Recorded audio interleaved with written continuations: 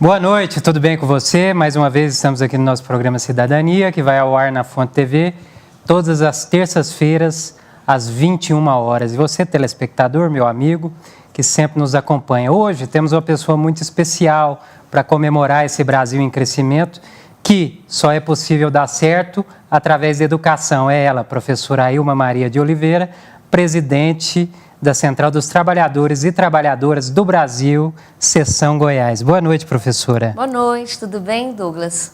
Uma honra estar aqui com você novamente. Professora Ailma, a senhora é goiana? Não, eu sou mato-grossense. Nasci na beira do Araguaia, na Serra do Roncador Xingu, junto com os índios chavantes. Inclusive, a senhora esteve uma passagem recente lá. Sim. Na verdade, há 11 anos eu não retornava à aldeia. Todos os anos eu sempre fiz questão de estar lá com as pessoas com quem eu convivi até os 6 anos de idade. Mas eu tive que voltar agora porque, lamentavelmente, está havendo um massacre nas aldeias. Nós temos aí um enfrentamento muito grande porque está faltando a assistência aos povos indígenas.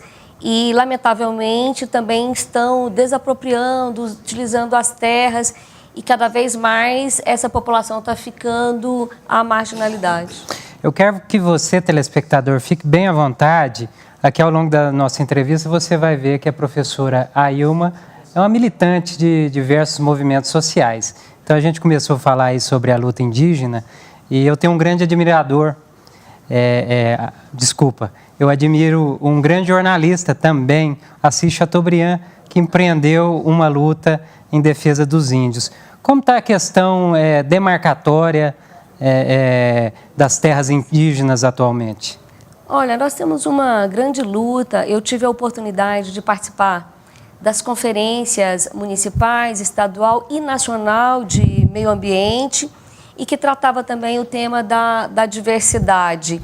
A luta que a gente vinha implementando até 2014, na última em 2016, ela parou um pouco de ter essa efervescência da participação popular. Então, algumas conquistas de devolução de terra foram avançadas, mas ainda persiste no nosso país uma luta pela tomada de terra dos índios. E isso tem tido, inclusive, assassinato de populações, extermínio de povos indígenas. Essa é uma luta que nós precisamos ainda dar voz e vez ao cidadão e à cidadã que, infelizmente, não conhece a cultura desse povo e a importância que é a comunidade indígena, os povos indígenas, para a nossa sociedade. Eu penso que falta esclarecimento da população e nós temos um grande preconceito que, às vezes, é colocado contra essa população e que favorece, aí, lamentavelmente, ao assassinato e ao extermínio dessas pessoas. Essa recente movimentação do presidente Temer na Amazonas de tirar aquela reserva, como a senhora avalia isso? Olha, é lamentável porque foi uma tentativa clara de acabar não só aqui com a população que está ali, mas um prejuízo, um dano para o planeta. Então, nós tivemos aí uma reação, em especial dos artistas, que conseguiu fazer a denúncia mundial e ele teve que recuar. Agora, é claro, a gente tem hoje no nosso país uma situação muito complexa da falta de organização, inclusive dos poderes, para barrar medidas tão prejudiciais quanto essa. Eu acho que é preciso que as pessoas estejam atentas, porque a qualquer momento a gente está perdendo a soberania nacional. A que se deve tantos conflitos, não só em áreas indígenas, mas também na área rural no Brasil? Eu penso que o país passa por uma perda de um projeto nacional de desenvolvimento que valorize a sociedade, que valorize o cidadão, que valorize a Constituição e a democracia. Então, os poderosos querem mais. Há uma tentativa, inclusive, do capital estrangeiro de ocupar as nossas terras, de ter domínio do que a gente pode ou não deve plantar. E muito investimento do capital estrangeiro para compra de terra brasileira. Então, nós temos um país muito rico em natureza, um país que tem uma capacidade muito grande das riquezas naturais e que outros países não têm e que querem explorar aqui essa riqueza. E, lamentavelmente, quando a gente não tem uma segurança, né, e a defesa clara da soberania, a gente tem aí a perspectiva de perder, inclusive, parte da nossa propriedade. Eu acho que é preciso que as pessoas estejam atentas a tudo isso e procurem valorizar a riqueza do país. Qual que é a importância dos sindicatos rurais? Olha, nós sabemos que lá, principalmente no interior, nos vários municípios do interior do país, ainda há uma grande resistência para que eles possam permanecer e produzir. Então, a organização sindical ajuda em muito na valorização desses trabalhadores. Uma grande parcela não é sindicalizada e é fundamental o Sindicato de Trabalhadores Rurais estarem organizados, defendendo a manutenção, inclusive, das escolas do campo no campo, para que o filho do trabalhador rural não migre para a cidade. Então, às vezes, eles querem melhorar um pouco de vida e ver que lá no município não tem escola, eles acabam migrando. O Sindicato dos Trabalhadores Rurais, associado à Confederação, que é a CONTAG, e à CTB, que é a Central dos Trabalhadores, pode e ajuda em muito nessa perspectiva da discussão junto aos governos municipais, estadual e nacional de valorização da pequena produção.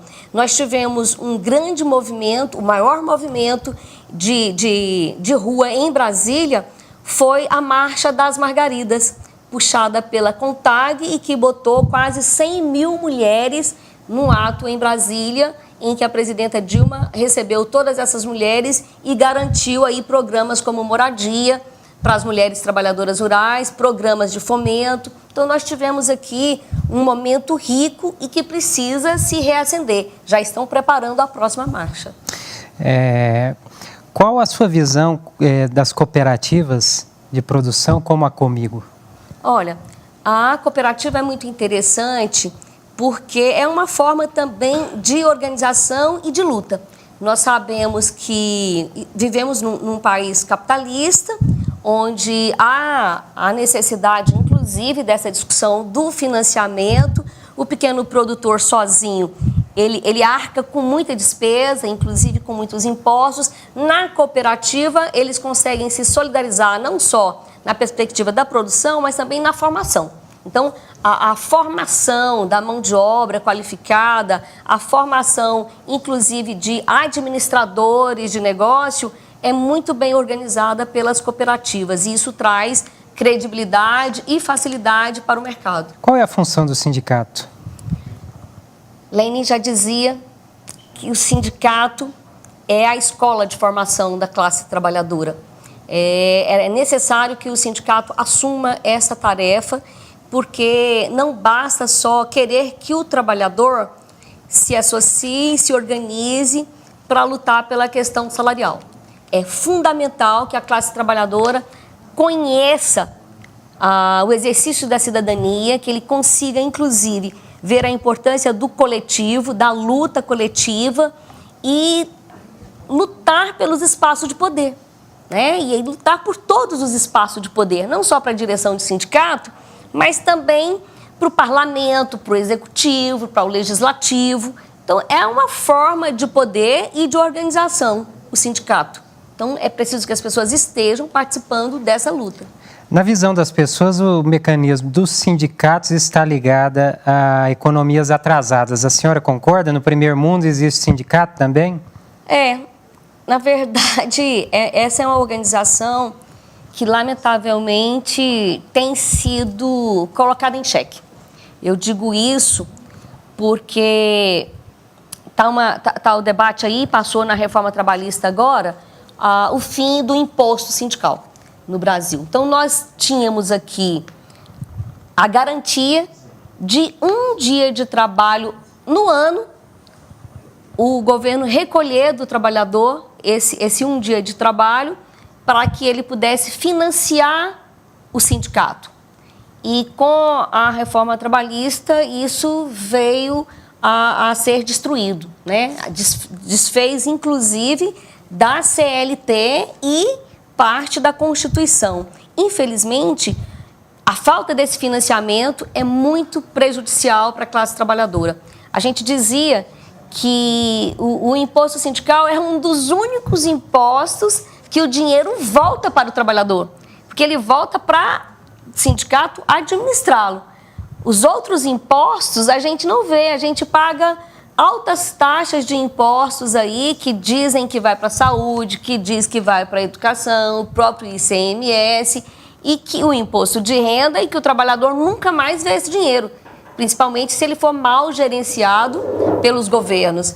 E o trabalhador não reclama muito contra, ele reclama quando ele tem que fazer a declaração do imposto de renda, mas ele não reclama desses vários impostos que ele paga, ele não faz luta e ele, infelizmente, reclama muito mais do imposto sindical.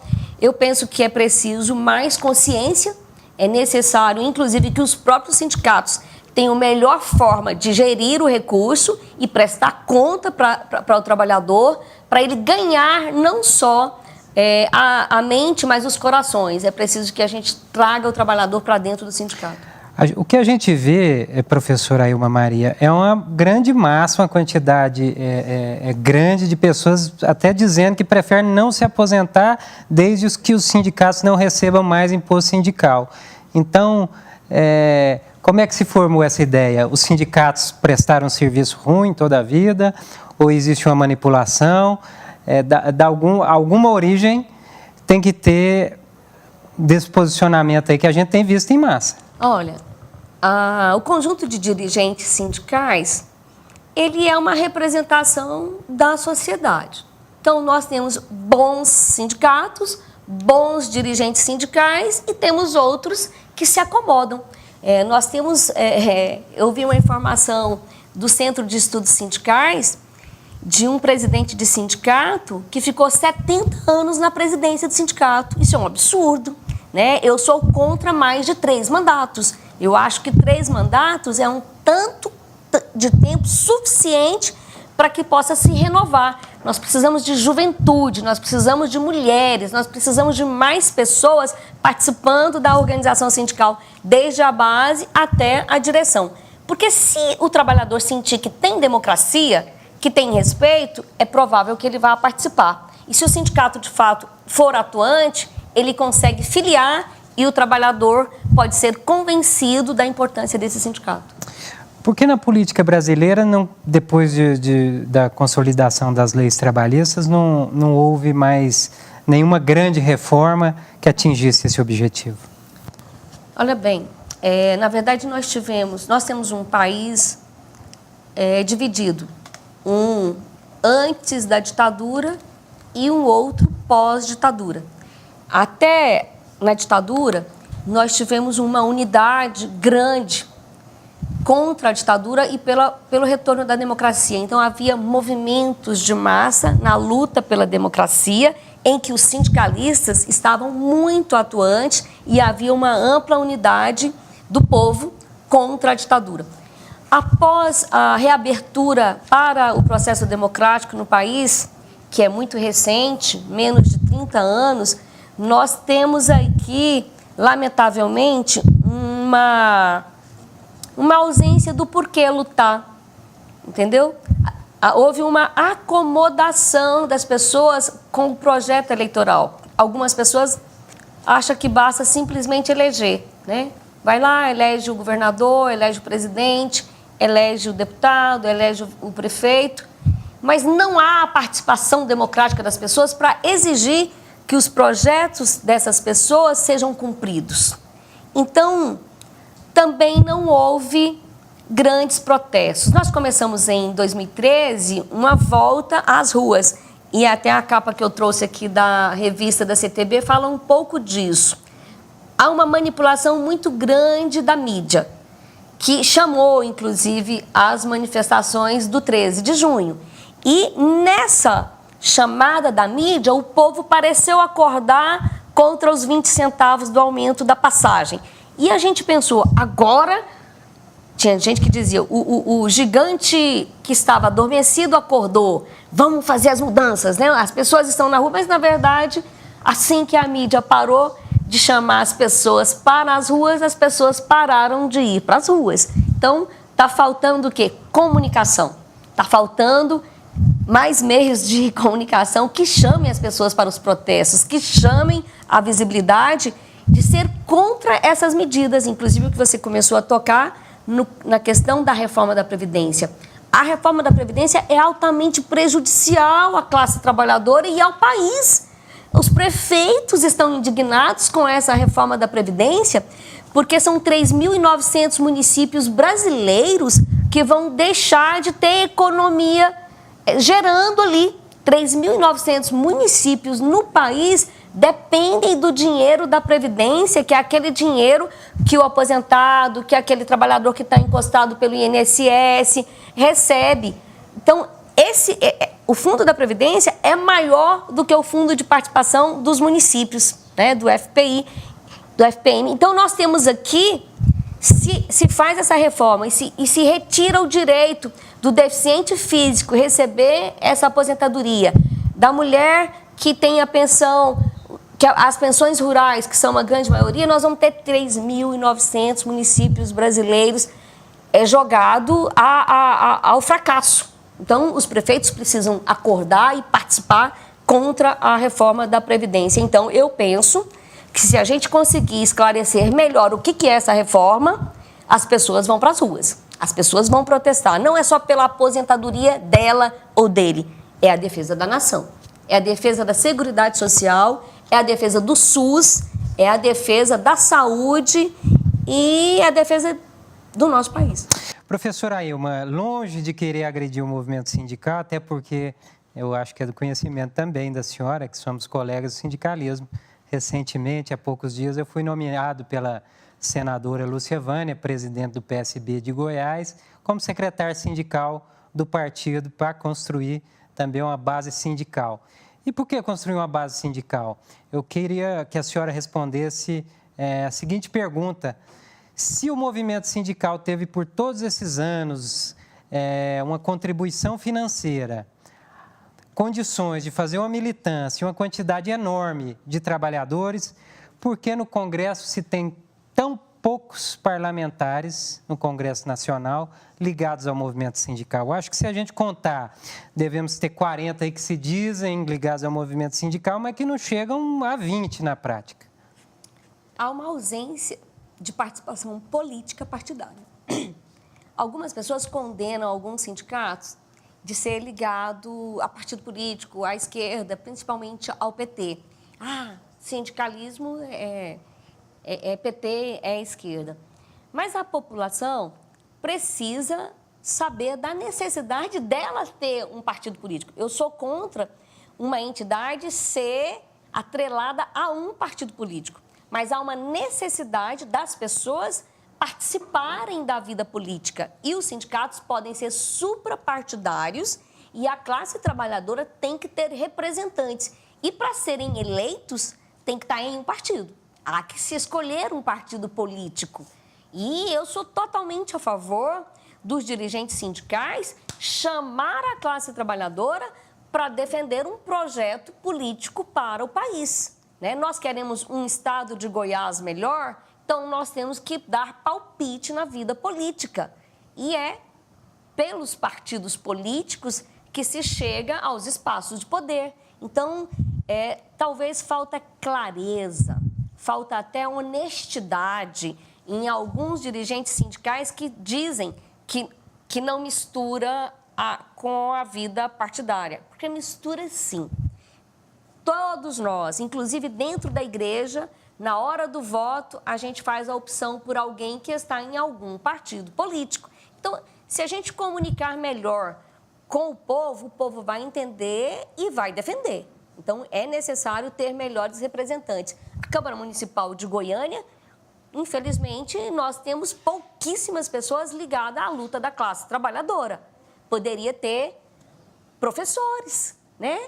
lá representando a educação. Poderia ter representante de diversas categorias de trabalhadores ali, mas infelizmente não tem. Por quê? Porque há uma ausência de participação nos partidos. A senhora participou de um congresso recente que reelegeu a senhora pela terceira vez presidente da Central Sindical em Goiás.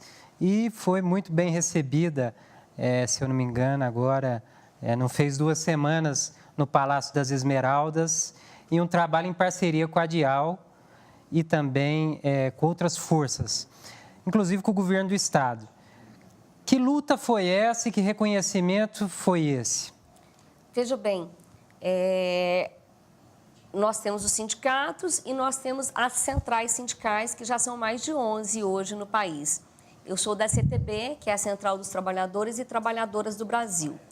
No início de 2016, nós fomos procurados pela ADIAL sobre um processo que estava tramitando no STF. E, de pronto, nós procuramos saber o que era. Tratava-se de uma ADIM, uma ação de inconstitucionalidade proposta pelo Estado de São Paulo contra os estados que estavam promovendo aí incentivos fiscais. Então, o governo de Goiás tinha feito essa promoção e trouxe muita indústria, inclusive em vários municípios goianos, gerou aí mais de 500 mil postos de trabalho. Essa ADIM ia trazer um prejuízo e uma perspectiva de fechamento dessas indústrias. Então, ao sabermos disso, a CTB prontamente se dispôs a dialogar com o STF para que pudéssemos barrar a ADIM. E então nós fomos vitoriosos, nós tivemos sucesso. Eu fui recebida pela ministra Rosa Weber, juntamente com o seu José Alves e representantes do governo do estado de Goiás, também pelo Gilmar Mendes e pelo ministro Toffoli. Conseguimos fazer um diálogo também com o estado de São Paulo e barramos a ADIM, e depois foi aprovado um projeto na Câmara Federal e no Senado. Isso, então, trouxe um alívio, né, para que pudéssemos aí manter essas indústrias goianas e manter os 500 mil postos de trabalho, ou seja, não seriam só 500 mil trabalhadores que iriam ficar na rua. A família de todos esses trabalhadores iam ser prejudicados. A CTB se sentiu na obrigação de fazer a defesa e o que for de direito da classe trabalhadora a gente defende. É engraçado como a vida nos une, né? A senadora Lúcia Vânia também jogou um papel muito importante nessa articulação. E essa luta foi feita a muitas mãos e, com certeza, professora Ailma, o reconhecimento a esse trabalho da CTB, da senhora, da senadora Lúcia Vânia, também do José Alves, da ADIAL e de tantos outros. Merece total reconhecimento. E é por isso um dos motivos que a CTB Goiás vai também estar aqui na grade da Aliança 1090, a partir desse mês, com um programa semanal, né, às sextas-feiras, das 7 às 8 horas da manhã. Como é que está a animação aí para esse programa? Total. Nós precisamos comunicar. E quando há possibilidade de espaço, a gente tem que ocupar. E a gente vai chamar todos os sindicatos da CTB para poderem estar participando. Nós temos aqui hoje 22 sindicatos, mas a gente quer chegar a 40 até o final do ano e dialogar com as pessoas. E a gente quer, inclusive, que a classe trabalhadora, lá no seu local de trabalho, esteja ouvindo a rádio, né? Que possa participar, interagir, dar opinião, porque aí a gente vai conseguir formar um pouco. Eu acho que é muito importante esse trabalho. E como é que foi o último congresso da CTB, que reelegeu a senhora presidente? Olha, eu penso que são muitas etapas em defesa da democracia. E o espaço democrático e do direito tem que ser respeitado. Nós temos algumas divisões ainda aqui no movimento, mas eu acredito que a gente já vai partir para uma grande unidade, entendeu? Porque nós precisamos de gente liberada, gente com disposição, gente com vontade, e eu tenho disposição e agradeço muito o seu apoio, o apoio dos diversos sindicatos que você levou para estar participando conosco da CTB, e a grandeza desse trabalho vai ser reconhecida. Com certeza. A aposta está marcada? Queremos fazer em breve, agora no final do mês, quem sabe. Você sabe que eu tenho alguns amigos sindicalistas lá da Nova Central, mas você vai ter que arrumar convite para essa turma aí. Nós queremos, na verdade, a unidade de todas as centrais sindicais. Temos algumas diferenças, mas nós temos um ponto em comum: a defesa nacional, a defesa de um país melhor para todos. Com certeza. Professora, a senhora falou de espaço partidário, direção, pluralidade dentro das centrais sindicais. A sua orientação partidária é do PCdoB. E a senhora está sendo falada aí nas redes sociais como Furacão Ailma. Disputou ontem aí o espaço na direção municipal do PCdoB de Goiânia e está preparando aí para vir para o estadual, vai disputar. Como é que está isso aí? Estou muito tranquila, porque há 30 anos eu milito nesse partido. Foi o partido que eu escolhi na minha juventude. Quando eu me filiei ao partido, o meu pai me disse: filha, você vai sofrer muito. Você já é funcionária pública e os comunistas sofrem muito. Eu disse para ele: pai, nós estamos aqui para lutar. E ainda hoje conversei com ele sobre isso, porque a minha família se envolve, né? A minha rua se envolve, o meu bairro se envolve. Não acho que eu seja um furacão. Eu sou uma marolinha, como dizia o Lula, para poder organizar. E eu quero ver o meu partido forte, democrático, respeitando a pluralidade de ideias. Eu quero um PCdoB jovem, renovado, atuante e que defenda várias frentes, principalmente a classe trabalhadora. Tá bom. Muito obrigado. Aqui não vai dar tempo da gente falar sobre a festa junina da Avenida C, mas eu vou fazer aqui uma propaganda rápida. A festa junina tradicional, que a professora Ailma promove lá no setor Novo Horizonte, na Avenida C, com centenas de pessoas, as melhores escolas aí teatrais que fazem parte das quadrilhas, se apresentam lá anualmente. Esse ano já foi, né, professora? Eu quero aproveitar para dar um grande abraço no Auser, que é da Federação dos Quadrilheiros do Estado de Goiás, que foi campeão, a melhor quadrilha, né? Ele sempre apresenta lá na Avenida C, é uma grande honra. Inclusive o Auser, que é esse cara da federação, ele também é do PCdoB. Nós temos grandes artistas aí ajudando a CTB.